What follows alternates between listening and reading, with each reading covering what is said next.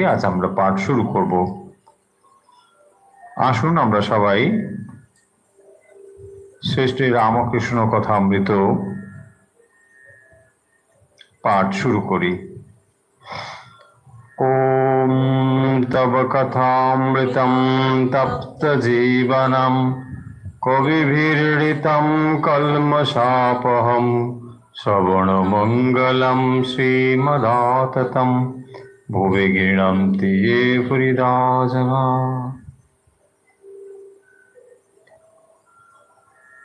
শ্রী শ্রী রামকৃষ্ণ কথামৃত হল ভগবান শ্রীরামকৃষ্ণের মুখ নিঃসৃত বাণী। তিনি ভক্তদের সঙ্গে বিভিন্ন সময়ে বিভিন্ন প্রসঙ্গ করতেন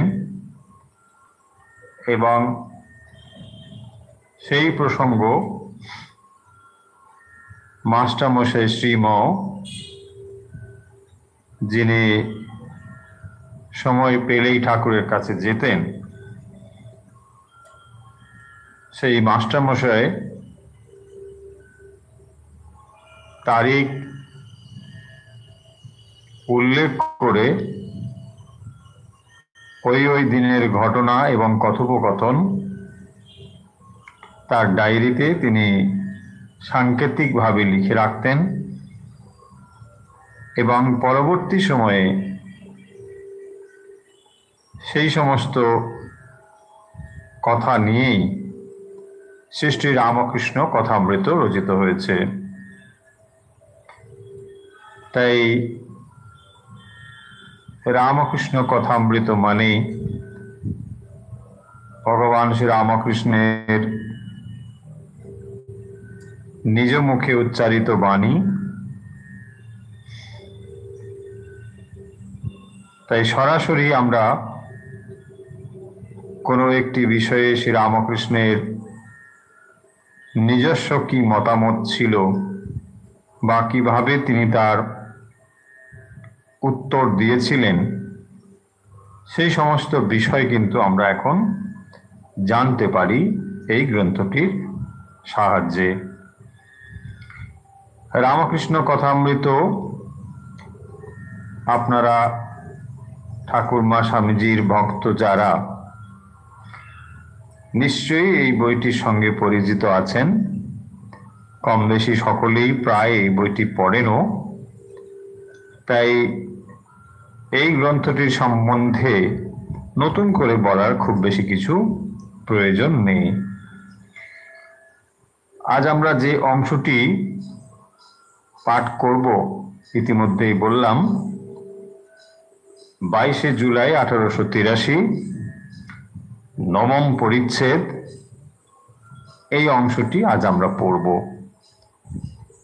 আমরা আগেও বহুবার বলেছি যে কথামৃতের যে কোনো অংশই পড়া যায়, কারণ কথামৃতের মধ্যে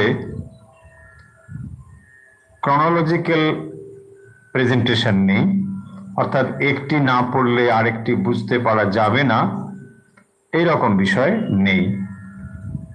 এবং যেহেতু এটি কথোপকথন, ফলে ওই নির্দিষ্ট দিনে শ্রীরামকৃষ্ণের সঙ্গে যে ধরনের কথাবার্তা হতো বা হয়েছে, তারই প্রতিফলন আমরা এক এক দিনের যে দিনলিপি তার মধ্যে পাই। ফলে ওই দিনলিপি স্বয়ং সম্পূর্ণ, এটি অন্য কোনো পরিচ্ছেদের ওপরে যে নির্ভর করে এমন নয়। তাই যে কোনো অংশ থেকেই কথামৃতের পাতা পড়া যায়। আমরা আজ কথামৃতের যে অংশটি পড়ব, একটু আগেই বললাম নবম পরিচ্ছেদ। আসুন আমরা এখন তাহলে পড়া শুরু করি। আশা করছি সবাই মোটামুটি এখন উপস্থিত হয়ে গিয়েছেন। চলুন এখন আমরা শুরু করি। নবম পরিচ্ছেদ, সমাধি মন্দিরে। শ্রীরামকৃষ্ণের যে মুহুর্মুহু সমাধি হতো, সেই সমাধি মাস্টারমশাই অবাক বিস্ময়ে দেখতেন, কারণ তিনি ঠাকুরের কাছে আসবার পূর্বে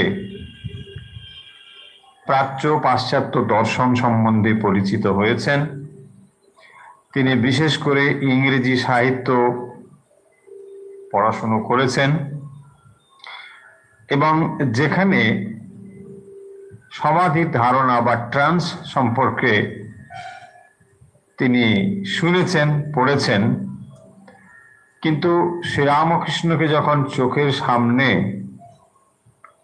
তিনি ভাব সমাধি প্রাপ্ত হতে দেখছেন, এটি তার কাছে একটি বিস্ময়ের ব্যাপার এবং সেই বিস্মিত ভাবে তিনি যে শ্রীরামকৃষ্ণকে লক্ষ্য করেছেন সমাধিমগ্ন অবস্থায়, তাকে তিনি এই শব্দ দিয়ে প্রকাশ করেছেন সমাধি মন্দিরে। অর্থাৎ শ্রীরামকৃষ্ণ সমাধি অবস্থাতে তিনি যে বিরাজ করছেন, সেই অবস্থাটি তিনি বুঝিয়েছেন সমাধি মন্দিরে এই শব্দের দ্বারা। শুরু করছেন ওই দিনের বিবরণ। কি লিখছেন? একেবারে শুরুতেই লেখা হচ্ছে, শ্রীরামকৃষ্ণ অহর্নিশ সমাধিস্থ। এটা একেবারে শুরুর বাক্য এবং এই বাক্যটির শেষে একটি বিস্ময় সূচক চিহ্ন রয়েছে। সাধারণত এই বাক্যটির যা গঠন প্রণালী সরল বাক্য, ফলে এখানে হওয়া উচিত ফুল স্টপ বা দাড়ি, কিন্তু তা হলো না। এখানে হয়েছে বিস্ময় সূচক চিহ্ন। শ্রীরামকৃষ্ণ অহর্নিশ সমাধিস্থ। অহর্নিশ মানে রাত দিন। রাত দিন শ্রীরামকৃষ্ণ সমাধিস্থ। এটি সাধারণ কোনো ঘটনা নয় এবং সেই কারণের জন্যেই মাস্টারমশাই এখানে এই বাক্যটির শেষে বিস্ময় সূচক চিহ্ন প্রদান করেছেন যে শ্রীরামকৃষ্ণ রাত দিন সমাধিতে মগ্ন হয়ে রয়েছেন। আমরা পড়ছি কোন সময়ের কথা? এটি পড়ছি 1883 সালের কথা। ফলে বুঝতেই পারছেন তখন কিন্তু তার যে দীর্ঘ 12 বছরের যে আমরা সাধনার সময় পাই, এটা কিন্তু সে সময় নয়, এটা অনেক পরবর্তী সময়ে। যখন তিনি দীর্ঘ সাধন করেছিলেন বা যখন তিনি নির্বিকল্প সমাধি লাভ করে যে 6 মাস একসঙ্গে সমাধিমগ্ন ছিলেন, এটি কিন্তু সেই অবস্থা নয়, এটি কিন্তু তার অনেক পরবর্তী অবস্থা। 1883 সময়ের এটা লেখা হচ্ছে এখানে, শ্রীরামকৃষ্ণ অহর্নিশ সমাধিস্থ, দিন রাত কোথা দিয়া যাইতেছে। দেখুন পরের বাক্যে তিনি লিখছেন দিন রাত কোথা দিয়া যাইতেছে, তার মানে রাত এবং দিন আসছে যাচ্ছে, এ ব্যাপারে শ্রীরামকৃষ্ণের কোনো হুঁশ নেই। একটা দিন শুরু হলো, আবার সেই দিনটা শেষ হয়ে গেল, এইসব ব্যাপারে তার কোনো হেউ ঢেউ হেল ঢেল কিচ্ছু নেই। এই জিনিসটি তিনি লিখেছেন এখানে এইভাবে, দিন রাত কোথা দিয়া যাইতেছে, অর্থাৎ শ্রীরামকৃষ্ণ এই জগতের কোনো কিছুর সঙ্গে আর সংযুক্ত নয়, এমন তার মনের অবস্থা যে তিনি রাত দিন সমাধিমগ্ন হয়ে রয়েছেন। এবার দেখুন, কেবল ভক্তদের সঙ্গে এক একবার ঈশ্বরীয় কথা কীর্তন করেন। তাহলে তিনি সমাধি থেকে যখন বুদ্ধিত হন, কার জন্যে? কেবলমাত্র ভক্তদের জন্যে।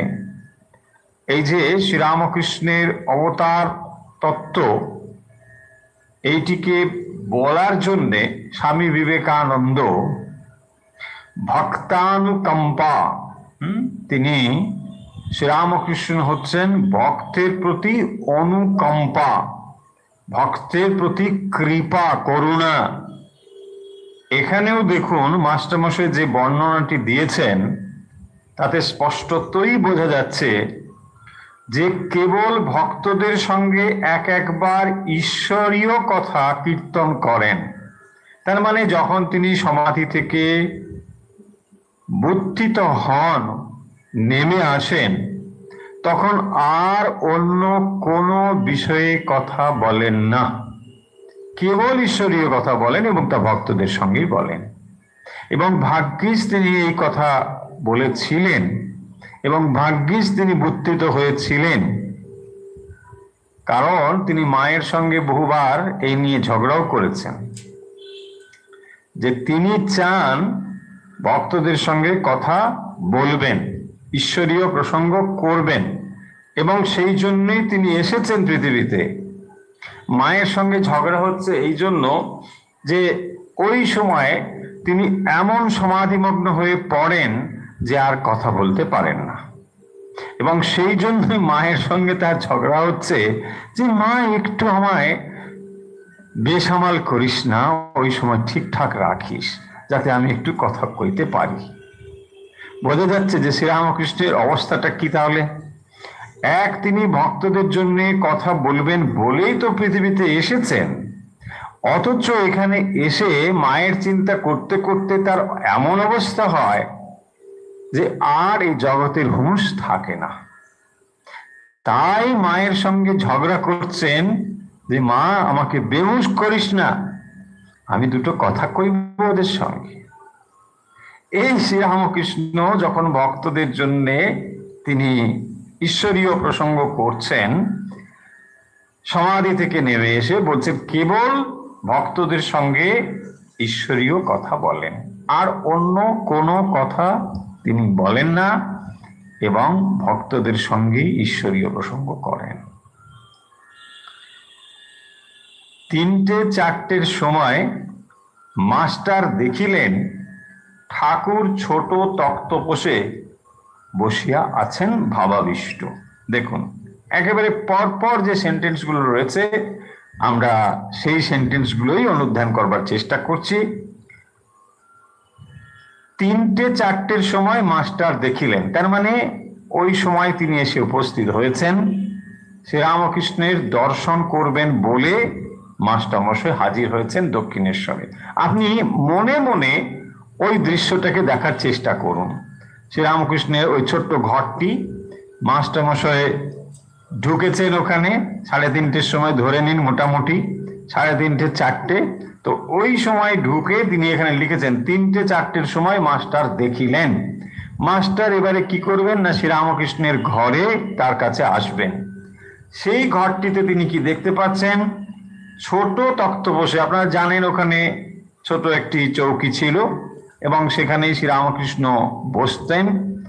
তো সেই ছোট তক্তপোষে বসিয়া আছেন, এবং কিরকম বসে আছেন, ভাবাবিষ্ট, কমা দিয়ে লিখছেন ভাবাবিষ্ট।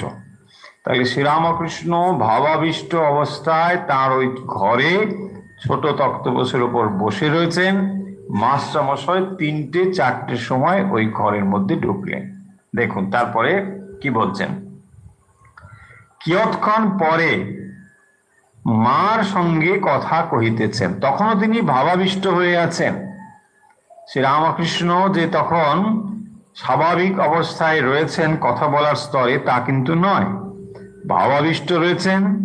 এবং তারপরে মাস্টারমশাই লিখছেন কিয়ৎক্ষণ পরে মায়ের সঙ্গে কথা কহিতেছেন।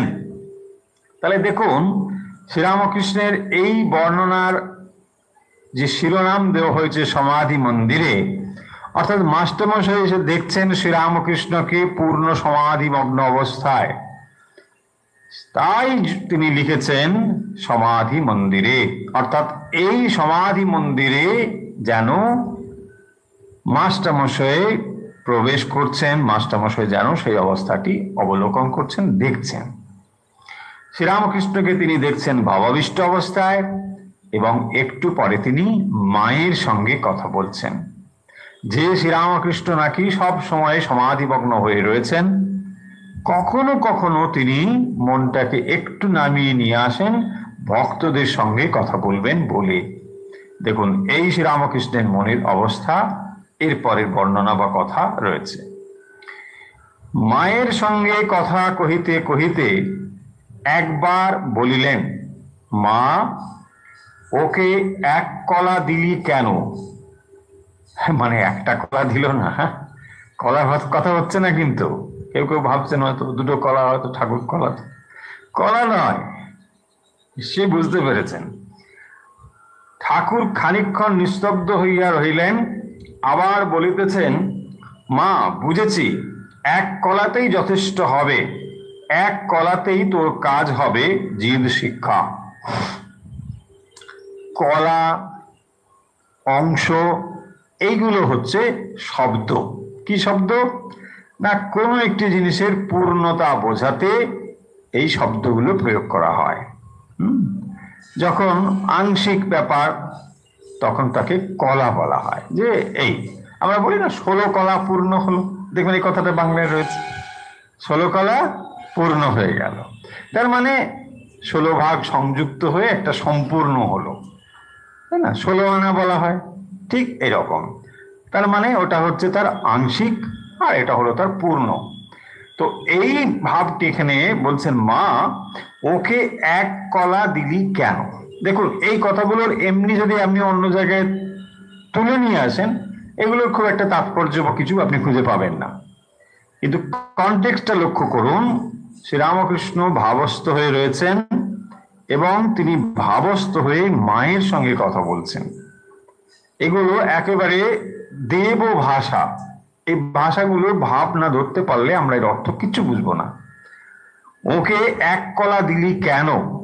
ঠাকুর খানিকক্ষণ নিস্তব্ধ হইয়া রহিলেন, আবার বলিতেছেন, মা, বুঝেছি, এক কলাতেই যথেষ্ট হবে, এক কলাতেই তোর কাজ হবে, জীব শিক্ষা হবে। তো তার মানে শ্রীরামকৃষ্ণ অবতার রূপে অবতীর্ণ হয়েছেন, যেটা তার অবতার হয়ে আসবার জন্য কারণ বা উদ্দেশ্য, এবং এখন যিনি ধর্ম স্থাপন করবেন, তার যে কাজ যেটি তিনি করবেন, সেই কাজ করার জন্য মা কাকে কাকে নির্দিষ্ট করেছেন এবং তার ভেতরে তিনি কিভাবে শক্তি সঞ্চার করছেন, এই প্রসঙ্গেই কথা হচ্ছে, মায়ের সঙ্গে, অন্য কারোর সঙ্গে নয়। এবং তিনি নিজেই প্রশ্ন করছেন এবং নিজেই উত্তর দিচ্ছেন। কেন না, অন্তরে তিনি মাকেই ধারণ করেছেন, যেখানে মা ছাড়া আর কেউ নেই। তাই মায়ের সঙ্গে তিনি কথা বলছেন এবং মাই তাকে উত্তর দিচ্ছেন। সেই উত্তরে কি বলছেন? মা, বুঝেছি, এক কলাতেই যথেষ্ট হবে। অর্থাৎ যে আংশিক তিনি দিয়েছেন তাতেই কাজ হবে, তাই তিনি তাকে ওটুকুই দিয়েছেন। বলছেন জীব শিক্ষা হবে। মায়ের সঙ্গে এইভাবে কথা হচ্ছে। এরপরে মাস্টারমশাই এই ঘটনায় মন্তব্য করছেন, ঠাকুর কি সাঙ্গ পাঙ্গদের ভিতর এই রূপে শক্তি সঞ্চার করিতেছেন? এসব কি আয়োজন হইতেছে যে পরে তাহারা জীব শিক্ষা দিবেন? মাস্টার ছাড়া ঘরে রাখালও বসিয়া আছেন, ঠাকুর এখনো আবিষ্ট। রাখালকে বলিতেছেন, তুই রাগ করেছিলি, তোকে রাগালুম কেন এর মানে আছে। ওষুধ ঠিক পড়বে বলে, পিলে মুখ তুললে মনসার পাতা টাতা দিতে হয়।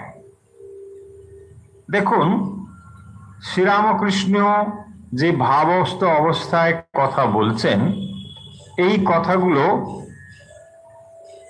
মাস্টারমশাই শুনেছেন এবং সেগুলোকে তিনি এখানে উল্লেখ করছেন এবং তিনি তার মন্তব্য এখানে জুড়ে দিয়েছেন। তিনি মন্তব্য করছেন যে ঠাকুর কি সাঙ্গপাঙ্গদের ভেতর শক্তি সঞ্চার করছেন, অর্থাৎ যাদেরকে তিনি সঙ্গে করে এনেছেন সেই লীলা পূর্ণ করার জন্য তাদের যে ভূমিকা, সেই ভূমিকায় মায়ের শক্তিও প্রয়োজন, এবং তাই তিনি মাকে বলছেন, মা ওদেরকেও খানিকটা খানিকটা করে শক্তি তুমি দিয়ে দাও, তাহলে এই কাজটি পূর্ণরূপে হবে। এবং সেখানে তিনি বলছেন যে কেন ওকে এটা দিলি, আর একটু বেশি দিলে হতো ইত্যাদি, এবং নিজেই তার মন্তব্য করছেন যে আচ্ছা বুঝেছি, এই শক্তিতেই তোর কাজ হবে। মাস্টারমশাই এই অবস্থাকে মন্তব্য দিয়ে আমাদের বোঝার জন্য সহজ করে দিয়েছেন যে শ্রীরামকৃষ্ণ কি শক্তি সঞ্চার করছেন তার সাঙ্গপাঙ্গদের মধ্যে। তাহলে শ্রীরামকৃষ্ণ যারা তার সঙ্গে এসেছেন, মায়ের শক্তি যে তাদের মধ্যেও সঞ্চারিত হওয়া উচিত বা হতে পারে বা হবে, সে বিষয়ে তিনি মায়ের কাছে প্রার্থনা জানাচ্ছেন যাতে করে তাদের ভেতরেও শক্তি সঞ্চারিত হয় এবং তারাও সহায়ক হয় এই শ্রীরামকৃষ্ণের যে উদ্দেশ্যে তিনি অবতার হয়েছেন সেটি যেন সফল হয়। তারপরে ওই রাখাল সেখানে ছিলেন, রাখাল তাকে বলছেন তুই রাগ করেছিলি, তোকে রাগালুম কেন এর মানে আছে। দেখুন, তিনি তাকে রাগিয়েছেন তো সে রেগে গিয়েছে, কিন্তু বলছেন তোকে রাগালুম কেন এরও মানে আছে। দেখুন, শ্রীরামকৃষ্ণ যখনই যা কিছু করেছেন, এবং এটা শুধু শ্রীরামকৃষ্ণ নয়, অবতার পুরুষের ক্ষেত্রে তিনি যা করে থাকেন তার যে কোনো চেষ্টাই একটি কল্যাণপ্রদ ঘটনা, কোনো চেষ্টাই তার এমনি এমনি নয়। প্রতিটি কাজ প্রতিটি মুহূর্তেই তার জগৎ কল্যাণ নিহিত থাকে। সামান্য কাজ সামান্য কথা হলেও তার মধ্যে জগৎ কল্যাণ নিহিত থাকে। তো শ্রীরামকৃষ্ণের ক্ষেত্রেও তাই। বলছেন ওষুধ ঠিক পড়বে বলে পিলে মুখ তুললে পর মনসার পাতা টাতা দিতে হয়, তাই তাকে রাগিয়েছেন। বলছেন এর মানে আছে ওষুধ ঠিক পড়বে বলে, অর্থাৎ তিনি যখন রেগেছেন তার প্রতি আবার শ্রীরামকৃষ্ণ যে ভাব দেবেন বা যা বলবেন সেটা যথার্থ রূপেই হবে, এবং সেই জন্য তিনি বলছেন যে এরও একটা মানে আছে। কিছুক্ষণ পরে বলিতেছেন, এই ঘটনার বর্ণনা এখানে শেষ হলো, এরপরে আবার লেখা হচ্ছে। কিছুক্ষণ পরে বলিতেছেন, হাজরাকে দেখলাম শুষ্ক কাঠ, তবে এখানে থাকে কেন তার মানে আছে। জটিলে কুটিলে থাকলে লীলা পোষ্টাই হয়। হাজরা সম্পর্কে বলছেন যে দেখলাম শুষ্ক কাঠ, তার মানে তার ভেতরে এখনো যে ভক্তির ভাব প্রকট হয়েছে এমনটি নয়। তাহলে মনে হতে পারে যে তাহলে যার ভেতরে এরকম ভক্তির ভাব নেই সে কেমন করে শ্রীরামকৃষ্ণের কাছে এসেছে। শ্রীরামকৃষ্ণ স্বয়ং ভগবান, তো তার কাছে সে এলোই বা কেনই বা তাকে এখানে আনা। তার উত্তরে তিনি বলছেন, জটিলে কুটিলে থাকলে লীলা পোষ্টাই হয়। অর্থাৎ যখন মানব লীলা তিনি করেন তখন নানা রকম ভূমিকার মানুষকে তিনি সঙ্গে নিয়ে আসেন, এবং এটা ভগবানের ইচ্ছাই যাতে করে মানুষ এই যে ঘটনা বা যা ভগবানের ধর্মস্থাপন লীলা, এটি যে স্বাভাবিক একটি ঘটনা এরকম বোধ হয়। এটা যে অস্বাভাবিক একটা কিছু, এটা যে অপ্রাকৃতিক একটা কিছু, এরকম যেন মানুষ না ভেবে বসে। এবং সেই কারণের জন্য যে জটিলে কুটিলে থাকলে লীলা পোষ্টাই হয়, মানে যে নানা রকম একটা ব্যাপার থাকবে। যখন একটি নাটক উপস্থাপন করা হয় দেখবেন সেই নাটকে যদি একজন কেবল ডায়লগ বলে যাচ্ছেন তাহলে খুব একটা ভালো লাগবে না। তাহলে কি করতে হবে না, সেখানে ক্লাইম্যাক্স তৈরি করতে হবে, অ্যান্টি ক্লাইম্যাক্স তৈরি করতে হবে, তারপরে একটা জিনিসকে স্থাপন করতে হবে, তাহলে দেখবেন সেটা খুব সুন্দর জমে উঠবে, মজা হবে। এটাই হচ্ছে সেই জটিলে কুটিলে মানে climax and anti climax. So এই জিনিসগুলোকে তৈরি করা যাতে করে বিভিন্ন ক্যারেক্টারের ভেতর দিয়ে যে জিনিসটিকে তিনি স্থাপন করতে চান তাতে বিপরীত রকম ক্যারেক্টার তৈরি হয়। তাই না? দেখুন মহাভারত চরিত্র আপনি দেখুন, আপনি রামায়ণের চরিত্র দেখুন, ঠিক এইরকম ভাবে তৈরি হয়েছে। যদি একরকম ঘটনাগুলো ঘটে যেত তাহলে আর এটা করতো না। রাবণ চরিত্র যদি না হতো, আর ওখানে ওই শূর্পণখা যদি না ওইরকম করতো, দেখুন পুরো জিনিসটা আর করতো কি? করতো ওইখান থেকেই কাণ্ড হলো। আর ওখানেও দেখুন মহাভারতে যদি একটু জায়গা ওদেরকে দিয়ে দিত, ওরা বলেছে যে আমাদের একটু গ্রাম, 5টা গ্রাম অন্তত দিয়ে দাও, তাহলে আমি আর কোনো বিবাদ করবো না। কিন্তু কি দুর্মতি, না কিছুতেই দেবো না। দেখুন এই হয়েই বিরাট কাণ্ড হয়ে কত কাণ্ড চলতে থাকে, নাহলে এত মোটা একটা বইও হতো না, তাই না? বিরাট একটা ঘটনা হতো। তো এইভাবে দেখবেন এই ক্লাইম্যাক্স অ্যান্টি ক্লাইম্যাক্স তৈরি হওয়ার জন্য নানা রকম ক্যারেক্টারের তৈরি হয়। তো সেটাই এখানে শ্রীরামকৃষ্ণ এইভাবে বলছেন যে জটিলে কুটিলে থাকলে লীলা পোষ্টাই হয়। তার মানে একটা জিনিসকে সুন্দরভাবে পরিপূর্ণ রূপ দেওয়ার জন্য নানা রকম দরকার। যেমন একটা ছবি আঁকতে গেলে তো এক রকমের ছবি কি ভালো হবে? একটা রং দিয়ে যদি আমি একটা ছবি আঁকি আর নানা রং দিয়ে যদি ছবি আঁকি, সুন্দর হবে? সেখানে ডার্কও দরকার, কিন্তু কালো দরকার। আপনি বলবেন ইস কি কালো, তা হোক, কিন্তু কালোর কাছে যখন আমি সাদা রংটা মানে দিয়ে কিছু আঁকবো, সেটা অনেক বেশি উজ্জ্বল হয়ে উঠবে, উঠবে কিনা? এটাই হচ্ছে কারণ। সেই জন্য বলছেন শ্রী রামকৃষ্ণ যে হাজরা খুবই দেখলাম একেবারে শুকনো কাঠ, ওর কিচ্ছুটি হবে না, ও মতলবই আলাদা। হ্যাঁ, অনেক জব টপ করে কিন্তু ওর মতলব আলাদা। তো এটা শ্রী রামকৃষ্ণ জানতেন, কিন্তু তবুও তাকে বলছেন না, লীলা পুষ্টের জন্য ওটা দরকার হয়েছে, এটা এখানে বলেছেন। এবারে দেখুন মাস্টারের প্রতি বলে তিনি লিখছেন, ঈশ্বরীয় রূপ মানতে হয়, ঈশ্বরীয় রূপ মানতে হয়। জগৎধাত্রী রূপের মানে জানো? যিনি জগৎকে ধারণ করে আছেন, তিনি না ধরলে, তিনি না পালন করলে জগৎ পড়ে যায়, নষ্ট হয়ে যায়। মন করিকে যে বশ করতে পারে, তারই হৃদয়ে জগৎধাত্রী উদয় হন। দেখুন এই কথাগুলো আমরা আরেকবার দেখি। শ্রীরামকৃষ্ণ মাস্টারের প্রতি বলছেন ঈশ্বরীয় রূপ মানতে হয়। তার মানে কি ঈশ্বরীয় রূপ মানতে হয়? মানে আমরা যখন বেদান্ত পড়ি সেখানে কি দেখি না, তিনি হচ্ছেন অসীম অনন্ত চৈতন্য স্বরূপ ইত্যাদি। তার মানে আমাদের একটা ধারণা হয়েই যেতে পারে যে ভগবান, তার মানে তিনি হচ্ছেন ফর্মলেস, তিনি বিগিনিংলেস, তিনি এন্ডলেস, এরকম একটা ধারণা তৈরি হবে। অসীম অনন্ত ভগবান মানে রূপের পারে তিনি এরকম একটা অরূপ ইত্যাদি ধারণা। এটা যে ভুল তা নয়, কিন্তু পাশাপাশি তিনি আবার ব্যক্ত হতে পারেন, রূপযুক্ত হতে পারেন। এইটি হচ্ছে সমভাবে গ্রহণ করলে ভগবানের দুটো জিনিসকে পূর্ণভাবে গ্রহণ করা হয়।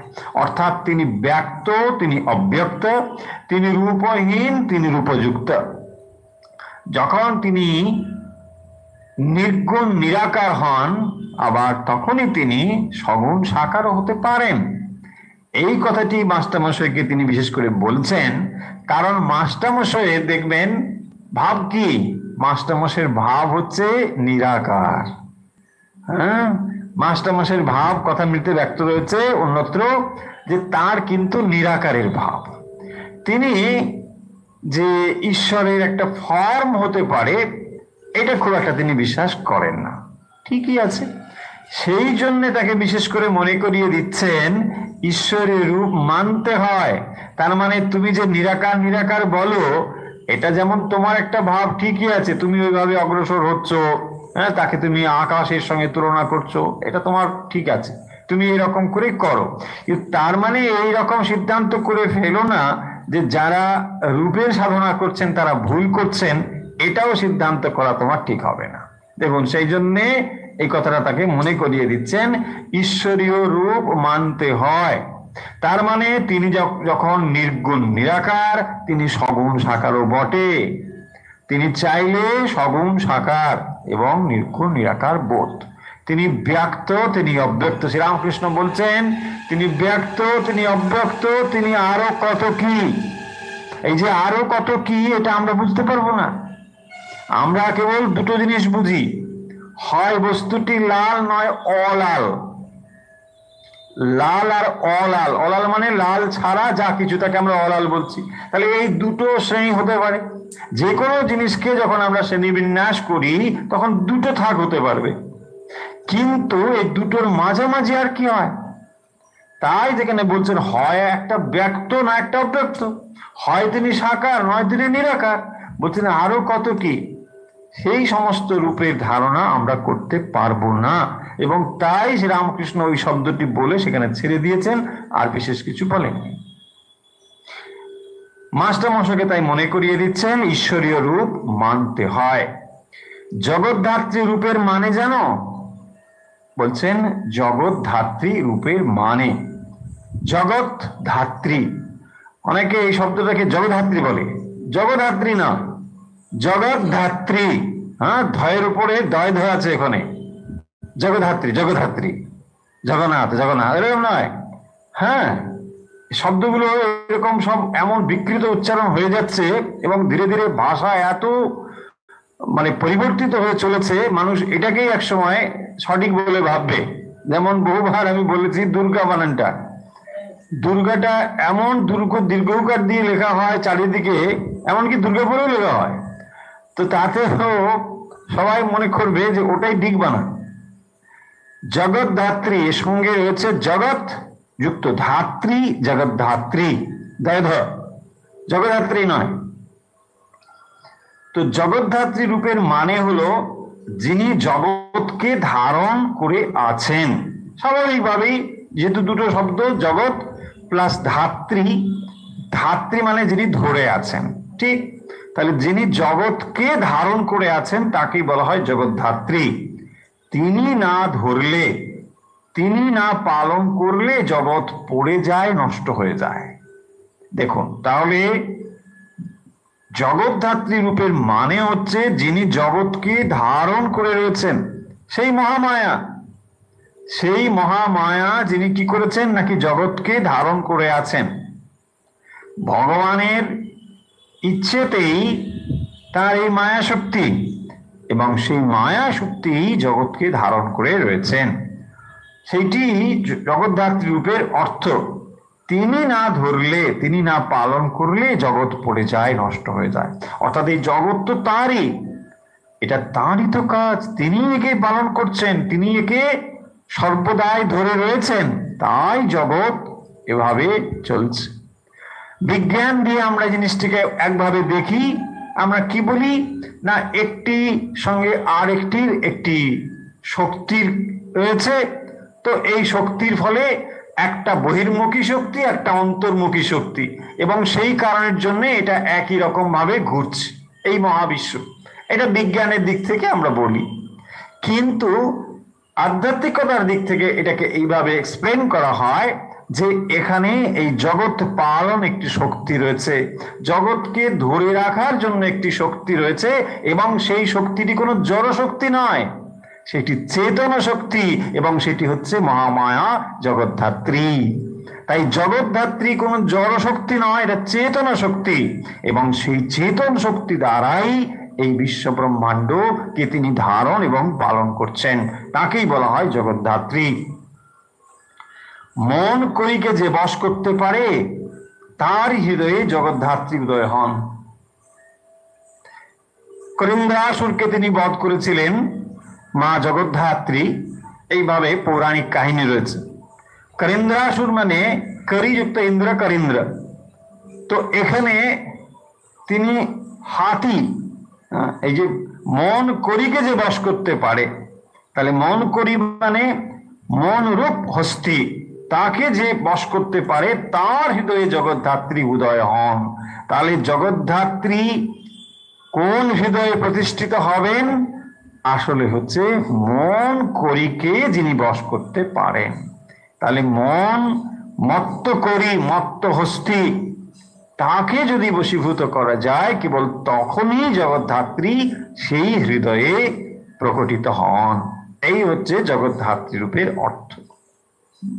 চূর্ণ হোক স্বার্থ সাধ মান, হৃদয় শ্মশান নাচুক তাহাতে শ্যামা। স্বামীজি বলছেন না, চূর্ণ হোক স্বার্থ সাধ মান হৃদয় শ্মশান। মা আমার শ্মশান বাসিনী, তো শ্মশান বাসিনী হৃদয়টা শ্মশান হলে তবেই তো সেখানে মা আসবেন। ডেঞ্জারাস, হৃদয় শ্মশান কি বলছে? সেই জন্য বলেছেন চূর্ণ হোক সাধ্য সাধ মান, স্বার্থ সাধ মান। স্বার্থ যখন চলে যাবে তখন হৃদয়টাকে শ্মশানের সঙ্গে তুলনা করা হচ্ছে। এই শ্মশানটা কোনো নেগেটিভ অর্থে শ্মশান মানে একটা বিরাট ভয়ের এরকম নয়। স্বার্থ যখন সম্পূর্ণরূপে চলে যায়, স্বাদ ডিজায়ার যখন চলে যায়, মান নেম এন্ড ফেম যখন সম্পূর্ণরূপে চলে যায়, তখন হৃদয়টা শ্মশান হয়। শ্মশান মানে ওই মায়ের তখন অধিষ্ঠানের জায়গা হয়, তাই তাকে বলা হয়েছে শ্মশান। হৃদয় শ্মশান, নাচুক তাহাতে শ্যামা। মা তখন সেখানেই বিরাজ করেন। আর ঠাকুর এখানে বলছেন মন করিকে যে বশ করতে পারে তারই হৃদয়ে জগদ্ধাত্রী উদয় হন। তাহলে জগদ্ধাত্রী উদয় হচ্ছেন কোথায়? সেই হৃদয়ে, সেই মন্তরে যেখানে মনকে বশ করা হয়েছে। দেখুন সব সাধনা ওই গিয়ে মনেতে গিয়ে মানে যুক্ত হবে। রাখাল সেখানে ছিলেন, তিনি মন্তব্য করছেন মন মত্ত করি। শ্রীরামকৃষ্ণ সিংহ বাহিনীর সিংহ, তাই হাতিকে জব্দ করে রয়েছে। সিংহ বাহিনীর সিংহ, তাই হাতিকে জব্দ করে রয়েছে। তো এই জগদ্ধাত্রী রূপের অর্থ শ্রীরামকৃষ্ণ মানে বুঝিয়ে বললেন, এবং এটাও সঙ্গে সঙ্গে মাস্টারমশাইকে মনে করিয়ে দিচ্ছেন যে ঈশ্বরীয় রূপ কিন্তু মানতে হয়, এগুলো মিথ্যে নয়। তবে এর অর্থ রয়েছে, সেই অর্থটি বুঝতে হবে এবং তার গভীরে প্রবেশ করতে হবে। আমরা বহুবার বলেছি যে যে কোনো উৎসব বা যে কোনো এই যে বাহ্যিক পুজো যেগুলো হয়, এর ভেতরে যেমন রাজসিক ভাব রয়েছে, তামসিক ভাব রয়েছে, সাত্ত্বিক ভাবও রয়েছে। তাই পুজোর যেমন আড়ম্বর রয়েছে রাজসিক ভাব, এর সাত্ত্বিক ভাবও রয়েছে, এবং সেই আধ্যাত্মিক ব্যাখ্যাটি এখানে বিশেষ করে শ্রীরামকৃষ্ণ বললেন যে এটি হচ্ছে এর আধ্যাত্মিক একটি দিক। জগদ্ধাত্রী যিনি জগৎকে ধারণ করে রয়েছেন, এবং এই জগদ্ধাত্রী যদি পথ না ছেড়ে দেন, জীবের সাধ্য নেই আত্মজ্ঞান লাভ হয় বা ঈশ্বর লাভ হয়। তাহলে ভগবান লাভ করার জন্য এই জগদ্ধাত্রী, তিনি জগৎ জননী, তিনি দুর্গা, তিনি কালী, তাকে নানা নামে নানা ভাবে আমরা আখ্যায়িত করি। পুরাণে তার এরকম বৃহৎ সব বিবরণ রয়েছে, কিন্তু তিনি হচ্ছেন সেই পরমা প্রকৃতি, পরাশক্তি, আদ্যাশক্তি। তাকে যে নামেই বলি না কেন, তিনি হচ্ছেন সেই একই। তিনি যদি পথ না ছেড়ে দেন, জীব কখনোই সেই পরমেশ্বরকে লাভ করতে পারে না। এবং সেই জন্য এখানে যথার্থ রূপে শ্রীরামকৃষ্ণ বলছেন মন করিকে যে বশ করতে পারে তারই হৃদয়ে জগদ্ধাত্রী উদয় হন। তাহলে মন রূপ যে করি তাকে বশীভূত করতে পারলে তবেই পরমেশ্বরকে লাভ করা যায়। সন্ধ্যের পর ঠাকুর বাড়িতে আরতি হইতেছে। এবারে এই কথাগুলো হলো, মাস্টারমশাই এসেছেন তখন প্রায় 3-4 বাজে। এখন দেখতে দেখতে আস্তে আস্তে এই কথাগুলো তিনি লিখেছেন, মানে এই কথাবার্তাগুলো হয়েছে। তো এরপরে খুব স্বাভাবিকভাবেই সন্ধ্যে আসবে, ঠাকুর বাড়িতে সন্ধ্যের কথা, আরতি, সেটি উল্লেখ করেছেন। সন্ধ্যার পর ঠাকুর বাড়িতে আরতি হইতেছে। সন্ধ্যা সমাগমে ঠাকুর শ্রীরামকৃষ্ণ নিজের ঘরে ঠাকুরদের নাম করিতেছেন। ঘরে ধূনা দেওয়া হইল। ঠাকুর বদ্ধাঞ্জলি হইয়া ছোট তক্তপোষ্টির ওপর বসে আছেন। এই যে ধূনা দেওয়ার কথা, মাস্টারমশাই প্রথম যখন এসেছিলেন শ্রীরামকৃষ্ণকে দেখতে দক্ষিণেশ্বরে, সেদিনও দেখেছিলেন এই কাহিনী। সেদিনও তিনি ওই বৃন্দেজি সে ধুনো দিয়েছিল, হ্যাঁ, ধুনো টুনো দিয়ে তখন শ্রীরামকৃষ্ণ ওই রকম ঘরের মধ্যে রয়েছেন। আর মাস্টারমশাই একটু কিন্তু করছেন ভেতরে ঢুকতে, বিন্দেজি বলে দিলেন, না না ভেতরে যাও বাবা, কোনো অসুবিধে নেই, ও ভেতরেই আছে। কিন্তু তিনি ঠিক ঢুকতে সাহস পাচ্ছেন না।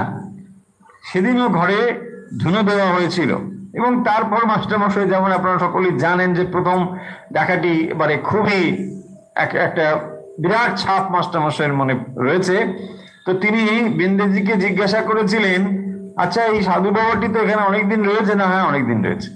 খুব পড়াশুনো করে? বলছে না বাবা, তা পড়াশুনো করে না। বলো কি ঘরে? বলে না না, কোনো বইটই কিচ্ছু নেই ঘরে, ঘরে কোনো বই নেই, কিছু নেই। অথচ অনেকেই এখানে, হ্যাঁ বলছে ওর সব মুখে, ও মুখেই যা বলে সব মুখেই ওর রয়েছে। তো এই কেন মাস্টার মশাই এসেছেন তখনকার দিনে, তিনি হচ্ছেন একজন উচ্চশিক্ষিত মানুষ, এবং তিনি একসঙ্গে অনেকগুলো কলেজে অধ্যাপনা করেন। ফলে এইরকম একজন মানুষকে যে এইরকম একজন মানুষের কাছে আসতে হবে, শুধু আসতে হবে নয়, পরবর্তীকালে তার থেকে তাকে অনেক কিছু শিখতে হবে তার পদতলে বসে, এটা বোধহয় মাস্টারমশাই কখনো ভাবেননি। এটাই ছিল মানে এই নাটকের একটা বিরাট ক্লাইম্যাক্স। এবং এই মাস্টারমশাই এক সময় চৈতন্য মহাপ্রভু যখন ভগবান রূপে অবতীর্ণ হয়েছিলেন, তখন সেই সাঙ্গপাঙ্গ দলে তিনি ছিলেন, এবং সেটা মাস্টারমশাইকে শ্রীরামকৃষ্ণ নিজেই বলেছেন, দেখো তোমাকে না, তোমার ওই ভাগবত পড়া দেখে না আমার ঠিক চিনেছি আমি তোমার, চৈতন্য ভাগবত পড়লে। কেন? না তুমি ওই সাঙ্গপাঙ্গের মধ্যে ছিলে একটা কিছু। এবং এই সাঙ্গপাঙ্গের মধ্যে থেকে আবার তিনি এসে হাজির হয়েছেন এখানে এইসব কাজ করবার জন্যে। হ্যাঁ, এগুলো তার কাজ, এগুলো তোকে করতে হবে। ভগবান যখন আসবেন তার সঙ্গে এদেরকে আসতেই হবে, এরা তার সঙ্গের মানুষ, এরা হচ্ছে সাঙ্গভাঙ্গ অন্তরঙ্গ, এদের মুক্তি নেই, আর এদের মুক্তির দরকারও নেই, এরা সদা মুক্ত। যখনই শ্রীরামকৃষ্ণ এরকম আসবেন, ভগবান এভাবে আসবেন, এদেরকে তার সঙ্গে আসতে হবে। তো এবারে তিনি দেখছেন ঘরের ধুনো দেওয়া হলো, ঠাকুর বদ্ধাঞ্জলি হইয়া ছোট তক্তপোষ্টির ওপর বসিয়া আছেন। সন্ধে হয়েছে, আপনি মনে মনে ভাবুন দক্ষিণেশ্বরের ওই ছোট্ট খাটটিতে শ্রীরামকৃষ্ণ বসে আছেন, ওখানে মায়ের মন্দিরে আরতির ঘন্টা বেজেছে, আরতি ওখানে হয়েছে, এবং ঠাকুর কি করছেন? হাত জোর করে তিনি তক্তপোষের উপর বসে রয়েছেন এবং মায়ের চিন্তা করিতেছেন, মায়ের চিন্তা করছেন বসে বসে। বেলঘরের শ্রীযুক্ত গোবিন্দ মুখুজ্জে এবং তার বন্ধুগণ আসিয়া প্রণাম করিয়া মেঝেতে বসিলেন। মাস্টারও বসিয়া আছেন, রাখালও বসিয়া আছেন। তাহলে ঘরের মধ্যে কে রয়েছে?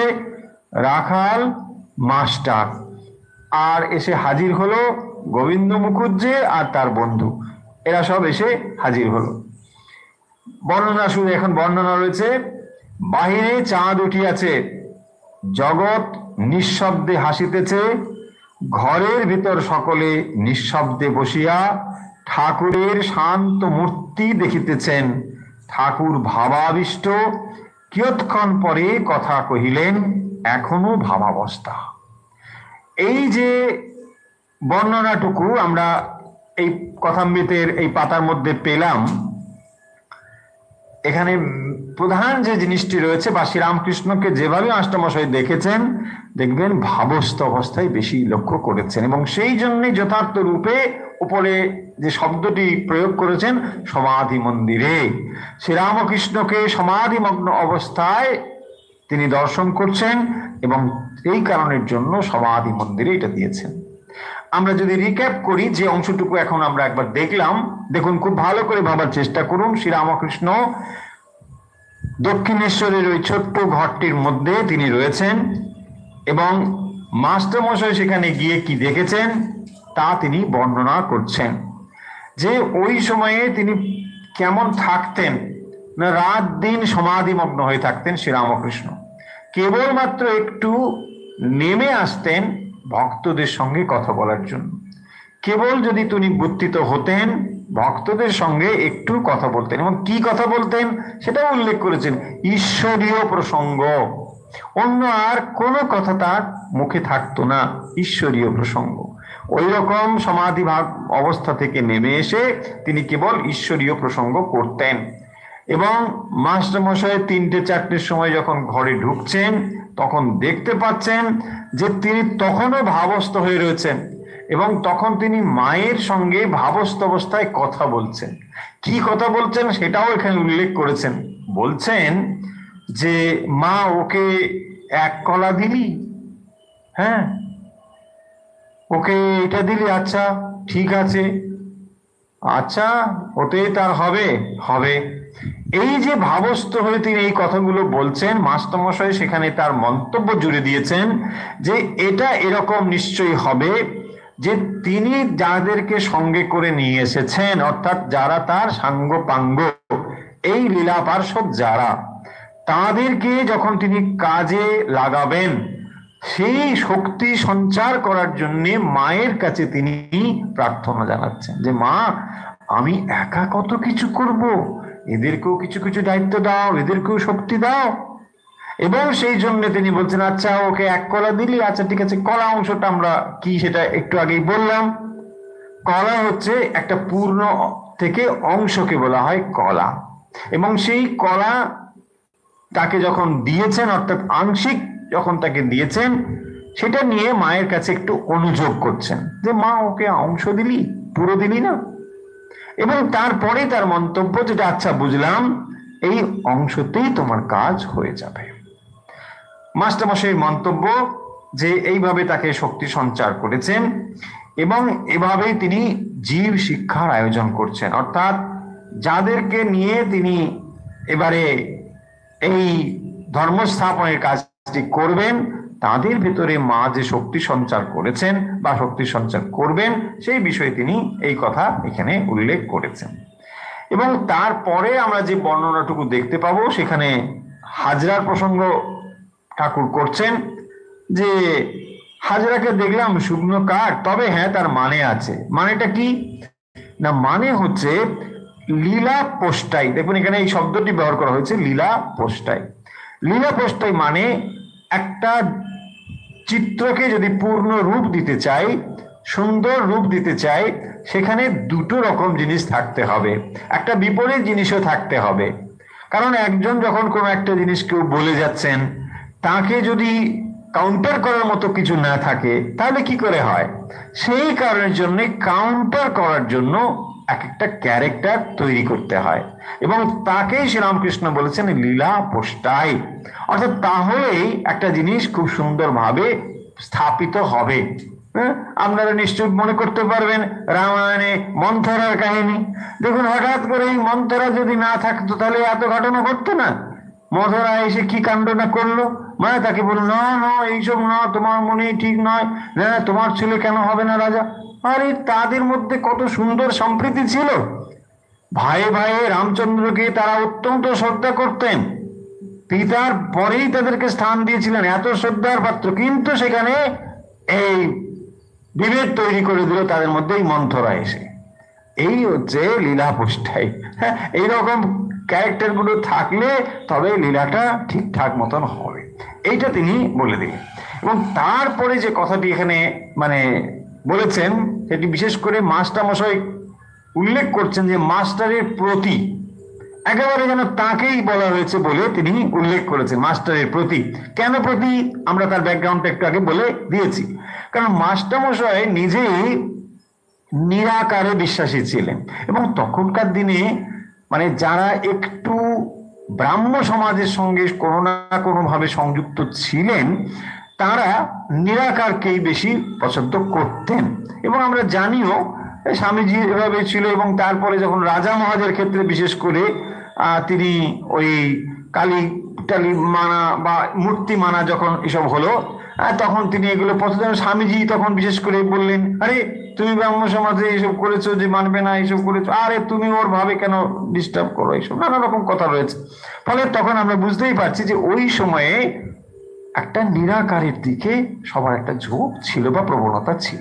মাস্টারমশাইও সেটা ছিল। তার ব্যক্তিগতভাবে তিনি মানে ভগবানের বা ঈশ্বরের চৈতন্য রূপ, সর্বব্যাপী রূপ, অব্যক্ত রূপ, এইগুলো তার একটা বেশি নিরাকারের দিকে তার বেশি একটা চোখ ছিল, এটা তার একটা প্রবণতা। কিন্তু এটা যেন তার এই এক পেশে ভাব না হয়, তিনি যেন এমনটা না বোঝেন যে এটাই কেবলমাত্র সত্য আর অন্যটা মিথ্যা। সাধারণত এটা হয়ে থাকে, সাধারণত যিনি যে ভাবটি অবলম্বন করে সাধনা করেন, অপর ভাবটা তিনি কিছুতেই ধরতে পারেন না। এটা হয়, দেখুন একেবারে স্মরণ করুন আমাদের শ্রীরামকৃষ্ণের গুরু, অদ্বৈত বেদান্তের গুরু তোতাপুরী, শ্রীমৎ তোতাপুরী। তিনি বিচার করে করে ব্রহ্ম সত্য জগৎ মিথ্যা এই করে করেই তিনি উঠেছেন।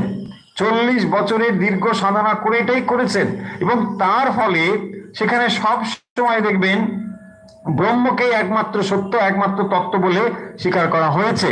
এবং এই বিচার পদ্ধতির দ্বারা তিনি যে সত্য লাভ করেছেন এ বিষয়ে কোনো সন্দেহ নেই। কিন্তু তার ফলে তার ভেতরে একটা এক পেশে ভাব তৈরি হয়েছিল, এবং সেটা ভেঙেও গিয়েছিল, জানেন আপনারা সকলেই। কিন্তু তিনি কি ভেবেছিলেন? তাহলে ব্রহ্মই হচ্ছে একমাত্র সত্য, আর কিছু সত্য নয়। কিন্তু যখন তিনি দেখলেন যে না, গঙ্গায় ডুবে পড়ে মানে শরীর ত্যাগ করবেন, কিন্তু জল পাওয়া গেল না, এসব কাহিনী রয়েছে। তো তারপরে তিনি বলছেন ইচ্ছা থৈবি মায়া, এখানে জল নেই, কি হলো, আমি গঙ্গায় ডুবে মরবো। তখনই তিনি মায়া স্বীকার করছেন, মায়া মানে এই মহামায়া, তাকে তখন মানতে হলো। এই যে তার মানে দেখুন, তিনি আপনি বলবেন আমি ব্রহ্মজ্ঞান লাভ করে প্রমাণ লাভ করেছেন। তার যে ব্রহ্মজ্ঞানে কোনো ভুল ছিল বা একটু অল্প জ্ঞান ছিল বোধহয়, না 98% পেয়েছেন, না না, পুরো পার্সেন্টেজ তিনি পেয়েছিলেন, একবারে পূর্ণ জ্ঞান। জ্ঞান মানেই পূর্ণ, পূর্ণ ছাড়া কখনো অর্ধেকটা ব্রহ্মজ্ঞান হয়েছে এরকম নয়। কিন্তু যেহেতু তিনি ওই সত্যটিকে ধরে অগ্রসর হয়েছেন, তখন যেন তার কাছে এটা নেই, এটা মনে হয়। আপনারা দেখুন না কেন, আপনি আরেকটু এগিয়ে যান, একেবারে শঙ্করাচার্যের জীবনে দেখুন, আচার্য শঙ্করের জীবনেও তো তাই হয়েছে। তিনি কি মানছেন? বলছেন না, একমাত্র ব্রহ্মই সত্য, ব্রহ্মই সত্য, হ্যাঁ এইসব বলছে। তারপরে সেই মহামায়া কি করলেন না, ওই সব নিয়ে রাস্তার উপরে, হ্যাঁ, তা উনি তখন বলছেন না, আমি মা একটু তুমি এটাকে একটু, হ্যাঁ মা কেন, তুমিই বলো না। মা তখন তাকে বলছে যে তুমি তো আচার্য জ্ঞানী, তুমি ওকে একটু সরে যেতে বলো না। বলছে না মা, তোমার মাথাটা একটু খারাপ হয়ে গেছে, মানে তুমি তো শোকগ্রস্ত, এ তো সব দেহ কি চলতে পারে? আচ্ছা সব দেহ যদি চলতে পারে না, তো তাহলে তুমি কেন বলো যে মানে সবই চৈতন্য বলো? তো সবই তো যদি চৈতন্য, সবই তো চৈতন্য ছাড়া তো আর কিছুই নেই। তখন দেখলো ওরে বাবা, কি তো সাংঘাতিক কথা বলে, সবই চৈতন্য, তো ঠিকই তো, ভুল তো কিছু নেই, তাহলে এটা কেন নড়বে না? খুব চিন্তায় পড়ে গেলেন, এবং তারপরে তিনি বুঝতে পারলেন ইনি যে সে কেউ নয়, স্বয়ং মহামায়া। তো এই যে জিনিসগুলো, এটা বলার তাৎপর্য হলো এই যে যিনি সাধনার যে অঙ্গটি দিয়ে অগ্রসর হন, তিনি ওটাকেই তখন সত্য বলে জানেন। একটু আবার ঠিক হয়ে গেলে তখন বুঝে যাবেন এটা। যেমন দেখুন তোতাপুরীজি বুঝে গেলেন, তোতাপুরীজি বুঝে গেলেন, ও এটা এমনি নয়, তিনি এই পূর্ণতা লাভ করতে পারলেন, যা তিনি জানতে পারলেন। ঠিক সেই কারণের জন্য মাস্টারমশাইকে, এখানে এই কনটেক্সটে ফিরে আসি, মাস্টারমশাইকে শ্রীরামকৃষ্ণ বলছেন দেখো, ঈশ্বরীয় রূপ কিন্তু মানতে হয়। তার মানে তিনি অরূপ, তিনি প্রয়োজনে রূপ ধারণও করেন। তার মানে এই রূপটা কল্পনা নয়। আমরা কল্পনা মানে কি, যার বাস্তব সত্যতা নেই তাকেই তো কল্পনা বলি। বলছে না, রূপটা তার মানে কাল্পনিক নয়। দেখবেন এখন যে সমস্ত পুজো প্যান্ডেল ট্যান্ডেল গুলোতে হয়, অধিকাংশ সময় মানুষ কাল্পনিক একটা রূপ ভাবে। সেই কল্পনার সঙ্গে কি হয় না, শিল্প তৈরি হয়েছে, না মা বোধহয় এই করলেন, এরকম রোজ তো এরকম করে তীর ছুটছেন দুর্গা, এরকম হতে পারে না, এটা অন্যরকম কিছু আমরা করি, বিরাট একটা উঁচুতে নিয়ে গেলাম, সেখান থেকে একটা কিছু করলাম, মানে এটা নতুন কিছু।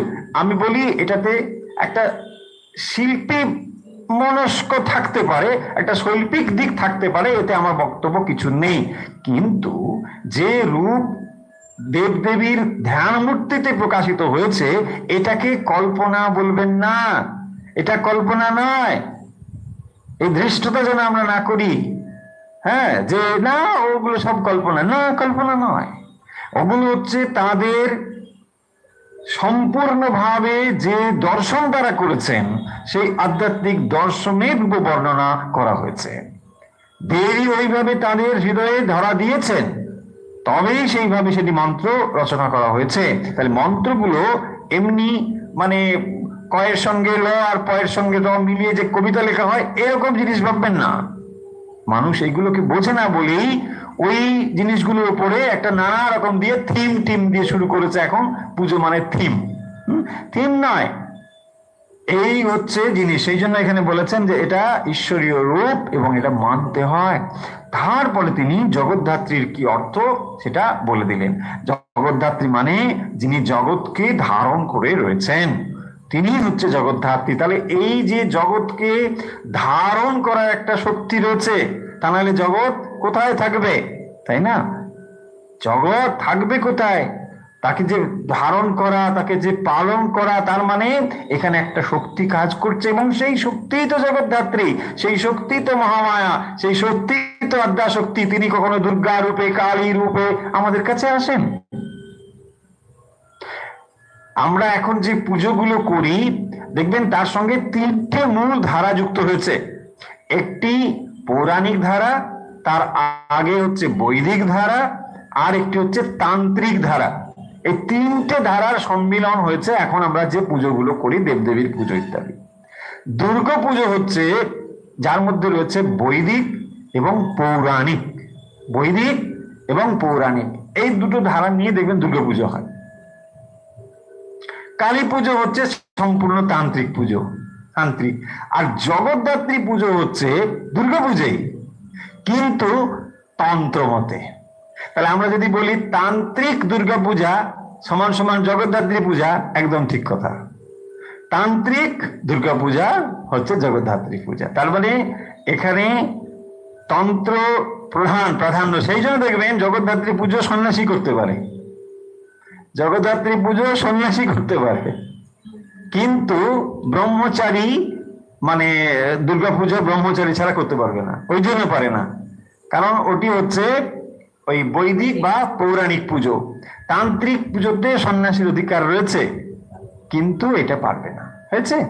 তো এইভাবে যে পুজো, তার একটা সুন্দর ব্যাখ্যা শ্রীরামকৃষ্ণ মাস্টারমশাইকে শুনিয়ে দিয়েছেন। তারপরে মাস্টারমশাই এটাকে কনক্লুড করছেন, ওই যে শিরোনাম দেওয়া হয়েছে সমাধি মন্দিরে, সেটিকে আমরা ঠিক ভাবে দেখতে পাবো তার পরবর্তী যে বর্ণনা সেখানেও। যখন এই কথাবার্তাগুলো শেষ হয়ে গিয়েছে, আবার দক্ষিণেশ্বরের মন্দিরে সন্ধ্যা আরতি হচ্ছে, ওই সময়ে শ্রীরামকৃষ্ণের মনের অবস্থা এখানে বর্ণনা করা হয়েছে। যে ঘরে ধুনো জ্বালা হয়েছে, তারপর ঠাকুর ওই তক্তপোষের উপরে বসেছেন, হাত জোর করে বদ্ধাঞ্জলিতে তিনি বসেছেন এবং মায়ের চিন্তা করছেন।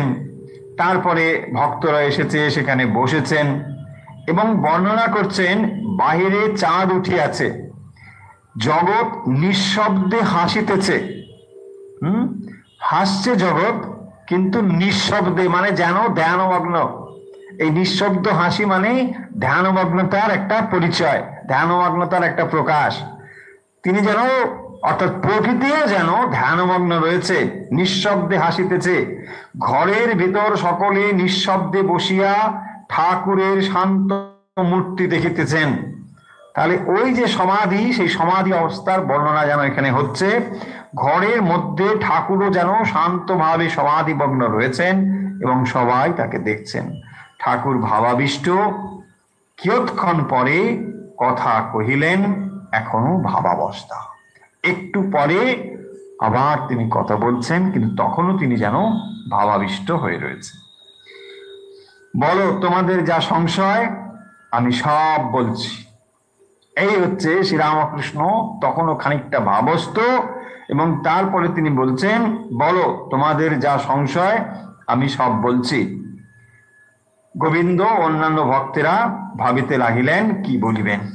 এখানে আমরা কনক্লুড করছি, এরপরে অন্য বিষয় রয়েছে। তো এই হচ্ছে শ্রীরামকৃষ্ণের যে সমাধি মন্দিরে শ্রীরামকৃষ্ণ মাস্টারমশাই এইটি বর্ণনা করেছেন, এবং শ্রীরামকৃষ্ণকে যে সমাধিমগ্ন অবস্থায় তিনি দেখেছেন, এবং যখন তিনি সন্ধ্যা আরতির পরে শ্রীরামকৃষ্ণকে দেখছেন, তিনিও সেই ঘরের মধ্যে তখনও শান্ত হয়ে বসে রয়েছেন। এবং এই দৃষ্টি বা এই দৃশ্য তিনি যেমন দেখছেন, রাখাল উপস্থিত ছিলেন তিনিও দেখছেন, এবং সমবেত হয়েছেন গোবিন্দ এবং অন্যান্য ভক্ত যারা, তারাও ওই দৃশ্যটি দেখছেন। এবং তিনি বর্ণনা করছেন বাইরের প্রকৃতি যেখানে কিরকম না শান্ত হয়ে চাঁদ যেন হাসছে, চাঁদ উঠেছে বাইরের প্রকৃতি এবং সেই প্রকৃতিও যেমন হাসছে, সঙ্গে সঙ্গে এখানেও এই শ্রীরামকৃষ্ণ উপস্থিত হয়েছেন, তিনিও সমাধিমগ্ন হয়ে রয়েছেন, তার অন্তরেও সেই আনন্দ এবং বাইরের প্রকৃতিও সেই আনন্দ যেন মিলেমিশে একাকার হয়েছে, এবং এটাই হচ্ছে সমাধি মন্দিরের যথার্থ বর্ণনা। তাই শ্রীরামকৃষ্ণ সমাধিমগ্ন হয়ে রয়েছেন এই ঘরের মধ্যে, আর বাইরের প্রকৃতি মানে চাঁদ আনন্দে আসছে, এইটিকে বর্ণনা করে সুন্দরভাবে সমাধি মন্দিরের বর্ণনা করেছেন মাস্টারমশাই। তাহলে আজকের আমরা কথামৃত